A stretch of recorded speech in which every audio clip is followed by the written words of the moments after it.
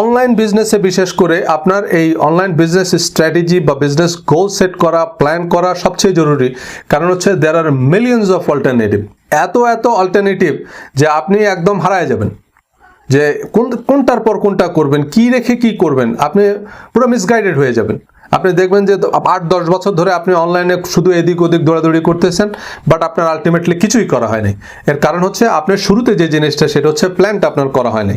So যখন আপনার এই বিজনেস স্ট্র্যাটেজি ক্রিয়েট করবেন তখন সবচেয়ে ভালো যে প্র্যাকটিসগুলো সেগুলো কি, এবং যে common goals and popular strategies to achieve them, যে কিভাবে আপনি গোল সেট করবেন এবং কিভাবে আপনার স্ট্র্যাটেজিটা ডিজাইন করবেন। And online business strategy can help gate all ideas out of your head into a usable format. আপনার মাথায় অনেক বিচ্ছিন্ন বিক্ষিপ্ত আইডিয়া আছে, আজকে হঠাৎ করে একটা ভালো আইডিয়া আসলো, কিন্তু পরক্ষণে আপনি ভুলে যাবেন। এটা মানুষের স্বভাব, এটা মানুষের অভ্যাস যে আমাদের মাথায় অনেক দারুণ আইডিয়া আসে, কিন্তু আমরা এগুলো হয়তো কোনো জায়গায় লিখে রাখি না, যে কারণে হঠাৎ করে সেই আইডিয়াটা আবার গায়েব হয়ে গেল। সো এটা লিখে রাখার অভ্যাস তৈরি করেন। এমনকি কিছু জিনিস আছে লিখে রাখার অভ্যাস তৈরি করলে কি হয়, আমরা অনেক সময় রাতের বেলায় অনেক কিছু স্বপ্নে দেখি, কিন্তু আমরা এগুলো পরে আর মনে করতে পারি না। কিন্তু আপনি যদি আজকে থেকে আপনার মাইন্ডকে একটা ইনস্ট্রাকশন দেন যে আমি যেগুলো স্বপ্নে দেখবো সেগুলো তুমি মনে রাখবা, এবং সকালবেলায় উঠে আপনি হয়তো একটা খাতায় লেখার চেষ্টা করবেন যে আমি কি স্বপ্নে দেখলাম আজকে, এরপর থেকে দেখবেন যে আপনি যা স্বপ্নে দেখতেছেন সেগুলো আপনার মনে থাকে, কারণ আপনি ওই যে আপনার মাইন্ডকে ইনস্ট্রাকশন দিয়ে রাখছেন যে রাতের বেলায় আমি যা স্বপ্নে দেখবো সেগুলো যেন আমার মনে থাকে।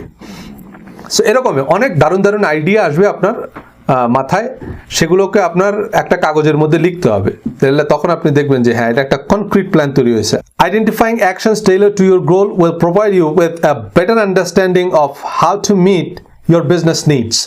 সো যে আপনি যখন একটা গোল সেট করবেন তখন সেখান থেকে সেটার সাথে আপনি রিলেট করতে পারবেন, তাহলে গোল অ্যাচিভ করার জন্য আমার কর্মসূচি কি হবে, আমি কি করব, তখন সেগুলো আপনার আপনার বিজনেসের নিড কি, আপনার কি ওয়েবসাইট দরকার, আপনার কি ফেসবুক দরকার, আপনার কি দরকার, আপনার ইমেল মার্কেটিং দরকার, সিআরএম দরকার, ডিএমপি দরকার, কোনটা দরকার, সেটা তখন আপনি নিড অ্যাসেস করতে পারবেন, আপনার অ্যাক্টিভিটিসগুলোকে সে অনুযায়ী আপনি সাজাতে পারবেন। Where do you start? আপনি যখন একটা অনলাইন স্ট্র্যাটেজি তৈরি করবেন তখন কোন জায়গা থেকে শুরু করবেন? The first step is to clearly define your goals. একদম ক্রিস্টাল ক্লিয়ার গোল সেট করতে হবে যে আপনার আসলে অবজেক্টিভ কি, কারণ দেয়ার আর hundreds of different ways to operate your digital marketing activities. আমরা যখন একটা অ্যাড সেট করি সেখানে আমার সবকিছুর আগে ডিফাইন করতে হবে যে এই অ্যাড ক্যাম্পেইন থেকে আমার আসলে অবজেক্টিভ কি, আমি কি চাই। এখন সেটা হতে পারে যে আমি 20% সেল ইনক্রিজ করতে চাই, তার মানে এটা একটা স্পেসিফিক গোল যে আমি সেল বাড়াতে চাই।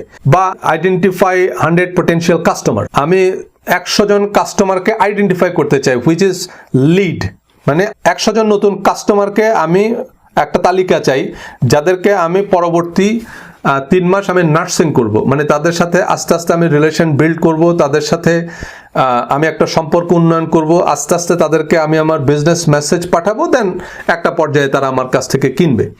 100 জনের মধ্যে হয়তো 100 জন কিনবে না, 100 জনের মধ্যে 40 জন কিনবে, 60 জন কিনবে না। সো এটা হচ্ছে একটা প্রসেস। দেখেন সেল কিন্তু একটা ইভেন্ট, সেল হচ্ছে রেজাল্ট, আর মার্কেটিং হচ্ছে প্রসেস। আমরা অনেক সময় প্রসেসটাকে কনসিডারেশনে নিই না। সেল হচ্ছে একটা ফল, হ্যাঁ একটা আপেল। এখন একটা আপেল কিন্তু আকাশ থেকে পড়বে না, আপনাকে আগে আপেল গাছ লাগাইতে হবে, সেটাকে পরিচর্যা করতে হবে, দেন একটা সময় আপনি ফলটা পাবেন। সো সেই প্রসেসটার নাম হচ্ছে মার্কেটিং, আর যে রেজাল্ট সেটার নাম হচ্ছে সেল। তো সেলটা হচ্ছে একটা ইভেন্ট। আপনি আগে আপনার বিজনেসের একটা মিশন স্টেটমেন্ট তৈরি করেন যে আপনি আসলে কেন বিজনেসে আসছেন। সো সবকিছুর আগে নিজেকে জিজ্ঞেস করতে হবে যে আমি এই বিজনেসটা কেন শুরু করলাম। আমি এই বিজনেসটা শুরু করছি কারণ এখানে কিছু মানুষের প্রবলেম হচ্ছে, যেটা হয়তো আপনি কাস্টমার হিসেবে প্রবলেমটা ফেস করছেন, দেন আপনি চিন্তা করলেন যে হ্যাঁ এই প্রবলেমটা আমি সলভ করব, এটা হবে আপনার বিজনেস। আপনাকে কিন্তু কোনো একটা প্রবলেম সলভ করার জন্য একটা সোশ্যাল প্রবলেম সেটা আপনি সলভ করতে পারেন, সেটা হবে আপনার বিজনেস। আপনি আরেকজনের দেখা দেখি যদি বিজনেসে আসেন আপনার দরকার নেই, দেখেন, কারণ শেষ প্রবলেমটা আরেকজন সলভ করতেছে। আপনারা অনেকেই বিলিয়নিয়ার এন্টারপ্রেনার রিচার্ড ব্র্যানসনের নাম শুনছেন। Richard Branson, sir Richard Branson, এবং উনি বিলিয়নিয়ার হচ্ছে এয়ারলাইন্সের ব্যবসা করে, ভার্জিন এয়ারলাইন্সের নাম আপনারা অনেকেই শুনছেন। কিন্তু ওনার কিন্তু এয়ারলাইন্স বিজনেসে আসার প্ল্যান ছিল না, কিন্তু উনি কিভাবে এয়ারলাইন্স বিজনেসে আসলেন? উনি একবার কোনো একটা জায়গায় যাচ্ছিলেন, তো একটা এয়ারলাইন্সে উনি প্যাসেঞ্জার হিসাবে যখন এয়ারপোর্টে ওয়েট করতেছিলেন, হঠাৎ করে তারা অ্যানাউন্স করলো যে ফ্লাইট ক্যান্সেল। সো আরো প্যাসেঞ্জার ছিল। এখন এয়ারলাইন্সে কিন্তু এটা খুব কমন ঘটনা, এয়ারলাইন্স হুটহাট ফ্লাইট ক্যান্সেল করে দেয়। তো ফ্লাইট ক্যান্সেল করলে তাদের অবশ্য একটা অল্টারনেটিভ ব্যবস্থা থাকে, অনেকে এয়ারলাইন্স প্যাসেঞ্জারদেরকে নিয়ে হোটেলে রাখে বা হয়তো পরের ফ্লাইটে, যে ঠিক আছে তুমি পরের ফ্লাইটে যেতে পারো, তো এই সময়টাই তাদেরকে এয়ারপোর্টে বসে থাকতে হয়, হয়তো 4 ঘন্টা 6 ঘন্টা পরে আবার নেক্সট ফ্লাইট যেটা সে ফ্লাইটে তাদেরকে অ্যাড করে দেওয়া হয়। এখন এটা খুবই স্বাভাবিক ঘটনা এবং অন্যান্য কাস্টমাররা এটাতে অভ্যস্ত। মানুষের এই ব্যাপারে মাইন্ডসেট আছে যে বিভিন্ন কারণে ফ্লাইট ডিলে হতে পারে, ফ্লাইট ক্যান্সেল হতে পারে। কিন্তু রিচার্ড ব্র্যানসন খেপে গিয়ে ওই এয়ারলাইন্সের অফিসে গিয়ে বললো যে ফ্লাইট কেন cancel, is there any weather emergency, কেন ফ্লাইট ক্যান্সেল? তো তারা কোনো সদুত্তর দিতে পারেনি। তখন সেই সব প্যাসেঞ্জারদেরকে একসাথ করলো, মানে ওই ফ্লাইটের যারা প্যাসেঞ্জার ছিল সবগুলোকে সেই এয়ারপোর্টের মধ্যে একসাথ করে বললো যে চলো আমরা এয়ারলাইন্সের কাছ থেকে রিফান্ড নেব। তো এয়ারলাইন্সকে তারা বললো যে আমরা যদি এখন টিকিট ফেরত দিই, বলে হ্যাঁ তোমরা চাইলে টিকিট ফেরত দিতে পারো। সো সবার টিকিট সে রিফান্ড নিয়ে নিল। রিচার্ড ব্র্যানসন যে কাজটা করছে, ইনস্ট্যান্ট সে একটা কার্গো ভাড়া করছে। এখন এটা ওই যে স্টার জলসার ওই তিতলির মতো না। রিচার্ড ব্র্যানসন আগে থেকেই হয়তো উনি এয়ারলাইন্সের সাথে কোনোভাবে রিলেটেড ছিল বা মেকানিজমগুলো ওনার জানা ছিল, বা উনি নিজেই হয়তো ব্যক্তিগত পারপাসে আগে এরকম বিমান ভাড়া নিত, প্রক্রিয়াগুলো ওনার জানা ছিল, সে কানেকশন হয়তো ওনার ছিল। তো উনি ইনস্ট্যান্ট একটা ফ্লাইট ভাড়া করতে পারছে, একটা প্রাইভেট ফ্লাইট ভাড়া করছে এবং ওই প্যাসেঞ্জারগুলোকে নিয়ে উনি ফ্লাই করছে। এবং এতে যেটা হলো, সেই প্যাসেঞ্জাররা যখন ডেস্টিনেশনে পৌঁছালো তারা সবাই রিচার্ড ব্র্যানসনকে ইনসিস্ট করলো, বলে যে you have tremendous leadership capability. তখন তারা বললো যে রিচার্ড তুমি একটা এয়ারলাইন্স ওপেন করো, তুমি এখানে সাকসেসফুল হবা। কারণ রিচার্ড ব্র্যানসন যে জিনিসটাই বিরক্ত হলো এয়ারলাইন্সের, যে এয়ারলাইন্স এই যে ফ্লাইট ক্যান্সেল করে দেয়, অনেক সময় এয়ারলাইন্স এটা করে কেন, এটা ওয়েদার ইমার্জেন্সির জন্য না। হয়তো দেখা গেছে যে তাদের প্যাসেঞ্জার খুব কম, 20 জন প্যাসেঞ্জার। এখন তারা চিন্তা করতেছে 20 জন প্যাসেঞ্জার নিয়ে যদি আমরা ফ্লাই করি তাহলে আমাদের তেলের পয়সা উঠবে না, কারণ ফ্লাইট অপারেশনের তো খরচ আছে। তখন তারা ফ্লাইটটা ক্যান্সেল করে দেয়, করে ওই যে পরের যে ফ্লাইটটা আছে সেটার সাথে 20 জন প্যাসেঞ্জারকে অ্যাড করে দেয়, মানে তখন তাদের হয়তো খরচটা কমে আসে। কিন্তু এই যে 20 জন প্যাসেঞ্জার তারা ফ্লাইটের টিকিট কাটলো, কারণ তাদের হয়তো এমার্জেন্সি আছে। এখন তারা সকাল 9টার ফ্লাইটের টিকিট কাটলো, আপনি তাদেরকে বিকাল 4টার ফ্লাইটে দিয়ে দিবেন, তাদেরও তো ব্যক্তিগত কাজ আছে। সো এই জন্য রিচার্ড ব্র্যানসন যখন এই ভার্জিন এয়ারলাইন্স করলো, তখন কাস্টমার এটাকে লুফে নিল যে না, রিচার্ড একটা প্রবলেম সলভ করছে, যে না তার ফ্লাইট ক্যান্সেল হবে না। যদি কোনো ওয়েদার ইমার্জেন্সি না থাকে, যদি কোনো প্রাকৃতিক দুর্যোগ না হয়, তাহলে একজন প্যাসেঞ্জার হইলেও ভার্জিন এয়ারলাইন্স ফ্লাই করবে। এটা হচ্ছে মানে ভার্জিন এয়ারলাইন্সের মিশন স্টেটমেন্ট। রিচার্ড ব্র্যানসন তার এই এয়ারলাইন্সের ব্র্যান্ডিং যেভাবে করছে, যে আমার যদি একজন প্যাসেঞ্জার থাকে আমি সেই একজন প্যাসেঞ্জার নিয়ে ফ্লাই করব। আলটিমেটলি রিচার্ড ব্র্যানসনের কিন্তু একজন প্যাসেঞ্জার না, তার ফ্লাইট সবসময় ফিল আপ থাকে, কারণ কাস্টমার বুঝছে যে ভার্জিন এয়ারলাইন্সের ফ্লাইট ডিলে হবে না, ভার্জিন এয়ারলাইন্সের ফ্লাইট ক্যান্সেল হবে না, সে একজন প্যাসেঞ্জার হইলেও ফ্লাই করবে। সো দ্যাট সবাই ভার্জিন এয়ারলাইন্সের টিকিট কাটা শুরু করলো এবং রিচার্ড ব্র্যানসন কিন্তু এয়ারলাইন্সের ব্যবসা করে বিলিয়নিয়ার হয়ে গেছে। সো আপনি যখন এরকম ব্যক্তিগতভাবে কোনো প্রবলেম ফেস করবেন অ্যাজ এ কাস্টমার, আপনি কোনো একটা প্রবলেম ফেস করবেন, সেটা নিয়ে আপনি এত হইহল্লা না করে, মিটিং না করে রিচার্ড ব্র্যানসনের মতো চিন্তা করেন যে হ্যাঁ এই একটা প্রবলেম আছে, আমি এটা সলভ করতে পারি। আপনি হয়তো মহিলা হিসেবে সমাজে অনেক সমস্যা ফেস করতেছেন, আপনি চিন্তা করতেছেন যে না সমাজ বদলানো দরকার। সমাজ বদলানোর জন্য আপনাকে উদ্যোগ নিতে হবে। আপনি যদি মনে করেন যে না মহিলাদের এই সমস্যাটাকে প্রপার ভাবে অ্যাড্রেস করা হচ্ছে না, তখন আপনি কি করেন, আপনি উদ্যোগ নিতে পারেন যে ঠিক আছে এইটা আমি সলভ করব, এটাই আমার ব্যবসা। ব্যাস, সেখান থেকে আপনি দেখেন অনেক নারী উদ্যোক্তা, তারা কিন্তু এরকম মহিলাদেরকে নিয়ে কাজ করতে করতে একটা সময় তারা কিন্তু অনেক সফল। আপনার এই মিশন স্টেটমেন্টটা হবে এটা, যে আপনি কি প্রবলেম সলভ করার জন্য এখানে আসছেন, আপনি যে ব্যবসায় আসছেন আপনি কি প্রবলেম সলভ করতে আসছেন, সেটা হবে আপনার মিশন স্টেটমেন্ট। তাহলে কাস্টমার বুঝতে পারবে। সেটাকে বলে ইউনিক সেলিং পয়েন্ট বা ইউএসপি। আপনার ইউনিক সেলিং পয়েন্ট কি, আপনার বিশেষত্ব কি। আরেকজন যেটা করতেছে সেটা তো ভাই আপনার করার দরকার নেই, তাই না? মিজানুর রহমান আজহারি যে ওয়াজ করতেছে, সে ওয়াজ করার জন্য তো আমার দরকার নেই, সে ওয়াজ তো মিজানুর রহমান আজহারিই করতেছে। আপনি একদম অবিকল আয়ুব বাচ্চুর মতো গান গান, তো আয়ুব বাচ্চুর মতো গান গাওয়ার জন্য তো আপনার দরকার নেই, সেটার জন্য আয়ুব বাচ্চুর গানই আছে। আমি আয়ুব বাচ্চুর গান শুনতে চাইলে তো আমি সেটাই সরাসরি শুনতে পারি। আপনি আয়ুব বাচ্চুর মতো গাওয়ার তো দরকার নেই, আপনাকে আপনার মতো গাইতে হবে। আপনি যদি মনে করেন যে না এরকম গান আর হয় নাই, আমি এরকম করে গান গাইবো, আপনার একটা ইউনিক সেলিং প্রপোজিশন বা ইউএসপি থাকতে হবে, যে কোন জিনিসটা আপনাকে কম্পিটিটর বা অন্যান্যদের থেকে আলাদা করছে। সেটা হতে পারে কাস্টমার সার্ভিস। আপনি হয়তো দেখলেন যে বাংলাদেশে অনেক রেস্টুরেন্ট আছে কিন্তু তাদের কাস্টমার সার্ভিস খুব বাজে, তারা কাস্টমারকে প্রপার সার্ভিস দিচ্ছে না। হয়তো ভালো খাবার দিচ্ছে কিন্তু সার্ভিসের দিকে তাদের মনোযোগ নেই। তখন আপনি একটা রেস্টুরেন্ট ওপেন করতে পারেন যেটা হবে সার্ভিস ফোকাসড, যে আমরা একদম কাস্টমারকে রয়্যাল সার্ভিস দিব, যে কাস্টমার যখন তার একটা গেস্ট নিয়ে আমার রেস্টুরেন্টে আসবে, তাকে আমি একটা স্পেশাল সার্ভিস দিব, একটা স্পেশাল ফিলিং দিব। হ্যাঁ, এটা আমার, তার মানে আপনার বিজনেসটা হবে সার্ভিস ফোকাসড, যে আমি আমার সার্ভিসটা, আমার স্টাফদেরকে আমি এমনভাবে ট্রেনিং দেবো যে কাস্টমার হইতেছে একেবারে প্রেসিডেন্ট বুশ, তাকে সেইভাবে এন্টারটেইন করতে হবে, তাকে সেই রকম করে সার্ভ করতে হবে। সো এটা হতে পারে আপনার ইউএসপি, এবং সেটা আক্ষরিক অর্থ থাকতে হবে। সেটা আমি শুধু মুখে মুখে বললাম, বলার জন্য বললাম তা না, সেই জায়গায় আমাকে স্পেশাল হইতে হবে।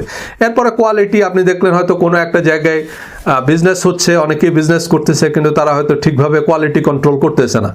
তো অনেক রেস্টুরেন্ট আছে, তাদের খাবার ঠিক আছে কিন্তু সেভাবে হয়তো কোয়ালিটি কন্ট্রোল করা হচ্ছে না। একদিন হয়তো তাদের খাবার ভালো হচ্ছে, আরেকদিন ভালো হচ্ছে না।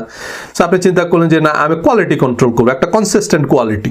তারপর হচ্ছে সেক্ষেত্রে হয়তো আমি অন্য জায়গায় খরচ কমাবো, কিন্তু আমার কোয়ালিটির সাথে আমি আপোষ করবো না। কিন্তু কিছু কাস্টমারের কাছে কিন্তু আপনার রেস্টুরেন্টের সার্ভিস ইম্পর্টেন্ট না, সে হয়তো টেক আউট, আপনার রেস্টুরেন্ট থেকে সে খাবারটা কিনে নিয়ে বাসায় খাবে, তো তার কাছে ইম্পর্টেন্ট হচ্ছে কোয়ালিটি। সো আপনি যদি সেই কাস্টমারগুলোকে টার্গেট করেন, তখন আপনার মিশন স্টেটমেন্ট হবে কোয়ালিটি। যে ভাই, আমার রেস্টুরেন্ট হয়তো জায়গা কম, আমি হয়তো আপনাকে বসতে দিতে পারতেছি না, কিন্তু আমার খাবারের কোয়ালিটি কিন্তু খুব ভালো। এরকম অনেক রেস্টুরেন্ট আছে, যেমন আপনার নিউ ইয়র্কে একটা রেস্টুরেন্ট আছে কাবাবিশ, ওদের কিন্তু বসার জায়গা নেই। ইভেন আপনার ডমিনোসের যে আউটলেটগুলো, বিশেষ করে আমেরিকায়, বাংলাদেশে হয়তো তাদের সেট আপ ডিফারেন্ট, কিন্তু আমেরিকায় ডমিনোসের যে আউটলেটগুলো, সেগুলোতে কিন্তু আপনি বসে পিজা খেতে পারবেন না, বসার জায়গা নেই। কিছু কিছু আউটলেট আছে সেখানে ছোট্ট একটা টেবিল, একটা চেয়ার দেয়া থাকে, একজন কাস্টমার বসে কোনো রকম খেতে পারে আর কি। এরকম 2-1টা আউটলেট আমি দেখছি, বাট বেশিরভাগ ক্ষেত্রে ডমিনোসের যেটা হয়, আপনি সেখানে গিয়ে অর্ডার করবেন, পিজাটা নিয়ে আপনি বাসায় এসে খাবেন। আপনার রেস্টুরেন্টে যদি এরকম হয়, তার মানে এখন ডমিনোস বলতেছে যে আমাদের এখানে আসলে হয়তো বসার জায়গা নেই, আমরা কাস্টমারকে বসতে দিতে পারতেছি না, আমাদের সেই স্পেস নেই, বাট আমাদের পিজার কোয়ালিটি ভালো, আমরা অনেক ভালো কোয়ালিটির চিজ ব্যবহার করি। সো সেটা হচ্ছে তাদের ইউএসপি। তারপরে প্রাইস, আমরা এই যে বড় শোরুম না রেখে আমরা খরচ কমাচ্ছি, যে কারণে আমরা একটু কম দামে দিতে পারি। কেন এখন ডমিনোস যদি পিৎজা হাটের মতো ওই রকম বড় আউটলেট থাকতো তাদের, সেখানে যদি কাস্টমার বসে খেতে পারতো, তাহলে কি হতো, তাদের পিজার আবার দাম কিন্তু তাদের বেশি রাখতে হতো, কারণ এইটার ওভারহেডটা তো এটার সাথে যুক্ত হবে। তারপর আরেকটা ইউএসপি হতে পারে স্মল ব্যাচ। খেয়াল রাখবেন, এখন কিন্তু স্মল ব্যাচ প্রোডাক্টের চাহিদা বাড়তেছে। সো বড় ব্র্যান্ড, যেমন ধরেন আপনার এখন প্রাণের ম্যাঙ্গো জুসের মধ্যে কি পরিমাণ ম্যাঙ্গো আছে আদৌ, সেটা কিন্তু কাস্টমার এখন সন্দিহান। কারণ এখন আমরা বুঝতে পারি যে যারা এরকম ন্যাশনাল ব্র্যান্ড, তাদের পক্ষে কোয়ালিটি কন্ট্রোল করা খুব মুশকিল। এবার আপনি বলতে পারেন যে না ভাই, আমি কিছু ম্যাঙ্গো জুস বানাই যেগুলো একদম রিয়েল ম্যাঙ্গো, কারণ আমি নিজে রাজশাহী থেকে আম সংগ্রহ করি, একদম হাতে বাছাই করে সেগুলো দিয়ে আমি ম্যাঙ্গো জুস বানাই। সো স্মল ব্যাচ, আপনি এই জন্য দেখবেন আপনি মানুষ জুস বারে যায় জুস খেতে, কারণ সেখানে সে আপনার সামনে একটা আম ছিলে সেটাকে ব্লেন্ডারে বা জুসারে দিয়ে জুস বানিয়ে দিচ্ছে, তরমুজ আপনার সামনে কেটে সে তরমুজের জুস বানিয়ে দিচ্ছে। সো স্মল ব্যাচ প্রোডাক্টে মানুষের আস্থা এখন বাড়তেছে। সো আপনি এরকম যদি স্মল ব্যাচ রেস্টুরেন্ট হন, আপনি কিছু স্মল ব্যাচ মশলা সেল করতে পারেন নিজের ব্র্যান্ডে, তখন দেখবেন যে আপনি ইভেন বাজারের ব্র্যান্ডের চেয়ে আপনি বেশি দামে বিক্রি করতে পারবেন। যে ভাই, আমার এটা রিয়েল হলুদ, আমি বাজারে গিয়ে নিজে বেছে বেছে কিন্তু হলুদ কিনছি, আমি নিজে থেকে সে হলুদ গুঁড়া করছি। সো এটা একদম রিয়েল হলুদ। বাজারের যে হলুদ আপনি কিনে, সেটার মধ্যে আদৌ কি পরিমাণ হলুদ আছে আমরা জানি না, সেগুলো তারা ওইভাবে কোয়ালিটি কন্ট্রোল করতে পারে না, কারণ তারা টনে টনে হলুদ কিনে। সো স্মল ব্যাচ, এটা হতে পারে আপনার একটা ইউএসপি। যেমন আমেরিকায় কিন্তু আপনার ক্রাফট বিয়ার বলে এগুলোকে, স্মল ব্যাচ বিয়ার, মানুষ বাড়িতে বিয়ার বানায় এবং সেগুলো ওই আশেপাশে সে ওই কমিউনিটিতে সেল করে এবং সেটা বিক্রি হয় ভালো। অনেক বার আছে যেগুলোকে বলে ব্রিউ পাব, মানে তারা নিজেরাই নিজেদের বিয়ার তৈরি করে, সেখানে সেট আপ আছে। বিয়ার তৈরি করা খুব বেশি কঠিন কিছু না, অ্যামাজনে অর্ডার করলে পুরো বিয়ার বানানোর সব কিট চলে আসে, আপনি সব ইনগ্রিডিয়েন্ট অ্যামাজন থেকে অর্ডার করে কিনতে পারবেন, নিজের বাসায় সেট করে নেওয়া যায়, রেসিপিও পাওয়া যায়। সো সেই সব স্মল ব্যাচ যে প্রোডাক্টগুলো, সেগুলো মানুষ কিনে বরং মাস মার্কেট প্রোডাক্টের চাইতে। সো সেটা হতে পারে আপনার একটা ইউএসপি বা ইউনিক সেলিং প্রপোজিশন। আপনি যখন আপনার স্ট্র্যাটেজি সেট করবেন, so what you want to achieve, আপনি কি অ্যাচিভ করতে চান। এখন আপনার গোল হতে পারে আপনার ইমপ্রুভ অনলাইন সেল। যদি আপনি অনলাইনে সেল বাড়াতে চান, তাহলে আপনার জন্য আইডিয়াল হচ্ছে আপনার ওয়েবসাইটের ট্রাফিক ড্রাইভ করা, মানে যত বেশি মানুষ আপনার ওয়েবসাইট বা স্পেশালি সেলস পেজে যাবে, তারা সেখান থেকে প্রোডাক্ট কিনবে। তো সেটা আপনি পেইড অ্যাডভার্টাইজিং এর মাধ্যমে করতে পারেন, কন্টেন্ট মার্কেটিং এর মাধ্যমে করতে পারেন। আবার যদি আপনি অ্যাওয়ারনেস বিল্ড করতে চান, কারণ ওই যে বললাম, সবসময় যদি আপনি শুধু সেল সেল সেল বলতে থাকেন, মানুষ বিরক্ত হবে, কিন্তু মানুষ আপনার ধারে কাছে ভিড়তে চাইবে না, যে এই লোক সবসময় বিক্রি ধান্দায় থাকে। তার চাইতে ব্র্যান্ড অ্যাওয়ারনেস, আগে মানুষকে একটু জানতে দেন যে আপনি কে, আপনার উদ্দেশ্য কি, আপনার পারপাস কি, আপনার এই যে জিনিসগুলো, আপনার ফিলসফি কি, সেগুলো একটু মানুষকে জানতে দেন। মানুষ কিনবে, সবসময় কিনবে না।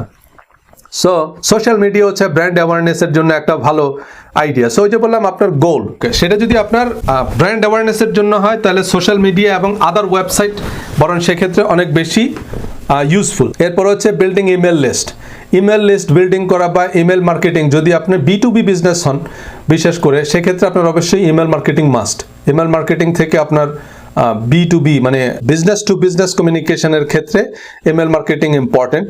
আর আরেকটা হচ্ছে এখন ওই যে বললাম ইমেল লিস্ট বিল্ড করতে চাইলে আপনাকে আবার আরেক ধরনের মার্কেটিং ক্যাম্পেইনে যেতে হবে। Take a business online. যখন আমরা একটা অনলাইন বিজনেস মানে আমাদের বিজনেসটাকে যখন অনলাইনে নেব, যে অনলাইন অপশনগুলো যখন আমরা বিবেচনায় নেব, তখন আমাদেরকে কতগুলো জিনিস খেয়াল রাখতে হবে। যে অনলাইন কাস্টমার বিহেভিয়ার, অনলাইনে কাস্টমার বিহেভিয়ার কি, অফলাইনে কাস্টমারের বিহেভিয়ার একরকম, অনলাইনে কিন্তু আবার আরেক রকম। মানুষ যখন দোকান থেকে প্রোডাক্ট কিনে তখন মানুষ একভাবে ডিসিশন মেক করে, যখন অনলাইনে কিনে তখন মানুষ আরেকভাবে ডিসিশন মেক করে। সো অ্যাজ অ্যান এন্টারপ্রেনার আপনাকে সেই অনলাইন বিহেভিয়ারগুলো বুঝতে হবে, যেটাকে বলে see think do care framework. এবং আপনাকে আপনার অডিয়েন্সের মানে বিহেভিয়ার অনুযায়ী তাদেরকে আলাদা আলাদাভাবে ক্যাটাগরাইজ করতে হবে এবং তাদের পছন্দ অনুযায়ী তাদের সাথে কমিউনিকেট করতে হবে, মানে অডিয়েন্স সেগমেন্টেশন। সো এখন একজন কাস্টমার যখন দোকান থেকে প্রোডাক্ট কিনে তখন সে কিভাবে করে? আপনি একটা দোকানে গেলেন, সেখানে যাওয়ার পরে আপনি প্রোডাক্টের প্রাইস দেখলেন, তারপরে আপনি প্রোডাক্টের কোয়ালিটি যে একটু হাতে নিয়ে দেখলেন যে প্রোডাক্টের কোয়ালিটি কেমন, তারপরে আপনি দেখবেন রিটার্ন পলিসি। প্রোডাক্টটা কেনার পরে যদি দেখেন যে প্রোডাক্টটা ভালো না, তখন আপনি রিটার্ন দিতে পারবেন কিনা। বিশেষ করে আমেরিকায় এটা অনেক বেশি হয় আর কি, রিটার্ন পলিসি। আপনার পছন্দ না হলে আপনি প্রোডাক্ট আবার রিটার্ন করতে পারবেন। সো এরকম রিটার্ন পলিসি থাকে। সো তখন কাস্টমার একটু কমফোর্টেবলি কিনে আর কি, যে ঠিক আছে আমি একটা জুতা কিনলাম, এক সপ্তাহ পরে যদি দেখে যে না আপনার ভালো লাগতেছে না, আপনি আবার ফেরত দিয়ে দিতে পারবেন। সচরাচর সেটা কেউ ফেরত দেয় না যদি তার খুব অসুবিধা না হয় আর কি। তারপরে স্টাফরা যদি ফ্রেন্ডলি হয়, আপনার যে দোকানে গেলেন সেখানকার যারা সেলস পার্সন আছে তারা যদি খুব ফ্রেন্ডলি হয়, সেখান থেকে আমাদের কেনার ডিসিশন তৈরি হয়। আবার আরেকটা জিনিস হচ্ছে কি, যেমন শোরুমিং, এটা একটা আলাদা টার্ম এখন, কারণ এটা প্র্যাকটিস হচ্ছে প্রচুর পরিমাণে। শোরুমিং হচ্ছে অনেকে শোরুমে যাচ্ছে, কোনো একটা দোকানে যাচ্ছে, গিয়ে সে ওই প্রোডাক্টটা ট্রায়াল দিচ্ছে, একটা জুতা পরে দেখতেছে। সে আসলে বেসিক্যালি দেখতে গেছে যে সাইজটা তার জন্য ফিট হচ্ছে কিনা। যখন সে দেখলো যে সাইজটা ঠিক আছে, তখন সে সেটা আবার অনলাইনে অর্ডার করতেছে, কারণ অনলাইনে প্রাইস কম। সো সে দোকানে যাচ্ছে শুধু ট্রায়াল দেওয়ার জন্য, কিন্তু সেখান থেকে সে পরে গিয়ে অ্যামাজনে অর্ডার করতেছে। সো এটা আবার মানুষের আরেকটা মানে পারচেজ বিহেভিয়ার, মানুষ এভাবে এখন প্রোডাক্ট কিনে। আর অনলাইনে মানুষ যেভাবে প্রোডাক্ট কিনে সেটা হচ্ছে see think do care framework. In the see stage বলতেছে আমরা অনলাইনে যখন প্রোডাক্ট কিনি তখন আমরা কিভাবে কিনি? আমরা প্রথমে একটা প্রোডাক্ট দেখি, সেটা হয়তো ইনস্টাগ্রামে আমাদের কোনো একজন ফ্রেন্ড একটা নতুন পোশাক পরে সে আপলোড করলো, সেখান থেকে আমরা দেখলাম যে ও আচ্ছা তাহলে আমি ওরকম একটা পোশাক কিনবো। বা সে কোনো একটা জায়গায় ঘুরতে গেছে, সেখানকার কিছু ছবি তুলে আপলোড করলো, সেখান থেকে আমিও আবার একটা ট্যুর প্ল্যান করতেছি যে জায়গাটা সুন্দর, তো আমিও যাবো। আমরা প্রথমে একটা জায়গা দেখি, সেখান থেকে আমরা ইন্সপিরেশন নিই। এটা ফেসবুকে হতে পারে, ইনস্টাগ্রামে হতে পারে, ইন জেনারেলি এটা সোশ্যাল মিডিয়ায় হয়। সো সোশ্যাল মিডিয়া থেকে আমরা একটা ইন্সপিরেশন নিই যে কোনটা এখন ট্রেন্ড। সেখানে আমরা নতুন কিছু জিনিস দেখি, যে আরে নতুন একটা জিনিস আসছে, নতুন একজনে আইফোন কিনে সে আবার সেটা আইফোন 12 প্রো এটা কিনে সে ফেসবুকে পোস্ট দিচ্ছে, তো সেখান থেকে আমার মধ্যে একটা ইন্সপিরেশন তৈরি হলো যে এটা আমারও কিনতে হবে। সো আমরা প্রথমে আগে একটা জিনিস দেখি, তারপর হচ্ছে থিঙ্ক।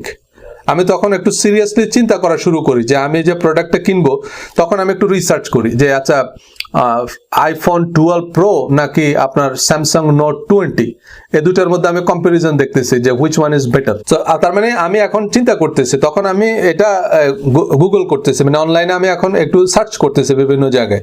দেন আমি একটা ডিসিশন মেক করবো হুইচ ইজ ডু স্টেজ। আমি একটা পারচেস করলাম বা আমি আবার মানে কিনলাম, আমি ডিসিশন মেক করলাম। দেন কেয়ার স্টেজ, আমার যদি এই পারচেসটাই আমি হ্যাপি হই, আমি যদি দেখি যে হ্যাঁ আইফোনটা ব্যবহার করে আমি খুব আনন্দ পাচ্ছি বা আমার কাছে খুব ভালো লাগতেছে, বা আপনার পারচেসটাই যদি আপনি এক্সাইটেড হন, তখন আপনি এটা অনলাইনে শেয়ার করবেন। Post A photo on a social media, সেটা আপনি অনলাইনে শেয়ার করবেন। কোথায় আপনি ফোকাস করবেন? হোয়ার to focus your effort online. এখন আপনার এফোর্টটা কোথায় দেবেন? ওই যে বললাম আপনার মেজর বিজনেস যেখান থেকে আসবে, আপনি যদি দেখেন যে আপনার বেশিরভাগ বিজনেস আসতেছে সোশ্যাল মিডিয়া থেকে, তাহলে সেখানে আপনি ফোকাস করবেন। আপনি যদি দেখেন যে না আপনার ওয়েবসাইট থেকে বেশি বিজনেস আসতেছে, তাহলে অবশ্যই ওয়েবসাইটটাকে আপনার টপ প্রায়োরিটিতে রাখতে হবে। এটা বিজনেস টু বিজনেস ভ্যারি করে। কোন অডিয়েন্স গ্রুপকে টার্গেট করবেন, কারা আপনার জন্য ইম্পর্টেন্ট, সেটা হচ্ছে বেসিক ডেমোগ্রাফিক্স লাইক এজ। আপনার হয়তো আপনি বাচ্চাদের জন্য প্রোডাক্ট তৈরি করেন, তাহলে বাচ্চারা আপনার জন্য ইম্পর্টেন্ট। সো এরপর হতে পারে যে আপনি ইয়াং জেনারেশনের জন্য প্রোডাক্ট তৈরি করতেছেন, তাহলে ইনস্টাগ্রাম আপনার জন্য আইডিয়াল প্লেস, কারণ সেখানে আপনি ইয়াংদেরকে পাবেন। জেন্ডার, আপনি হয়তো মহিলাদের জন্য একটা প্রোডাক্ট তৈরি করতেছেন, সো মহিলাদেরকে কোথায় পাওয়া যাবে সেটা আপনার আগে খুঁজে বের করতে হবে। সেরকম ওমেন্স ফোরাম বা সেই মিডিয়ামগুলোকে আপনার প্রায়োরিটি দিতে হবে। এবং টু স্পেসিফিক ইন্টারেস্ট, কিছু মানুষের একটা বিশেষ বিষয়ে ইন্টারেস্ট আছে।